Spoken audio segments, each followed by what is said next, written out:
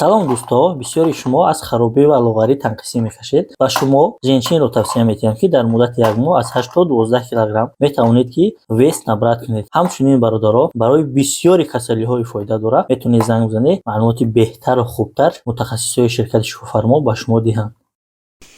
Ассалому алайкум ва раҳматуллоҳи таъала ва баракатуҳ. бародарои қандум, ҷавонони муҳтарам, 100 евро дар Русия 9828 рубл ва 100 доллари Иёлоти Муттаҳидаи Амрико дар Москов 9218 рубл. Як дона лайки бепула мегзорем. 100 евро дар Душанбе 1166 сомонӣ. дӯстони азиз, 100 доллари Иёлоти Муттаҳидаи Амрико дар банкҳои байналмилалӣ 1095 сомонӣ. Бонки Финка 118 сомонӣ.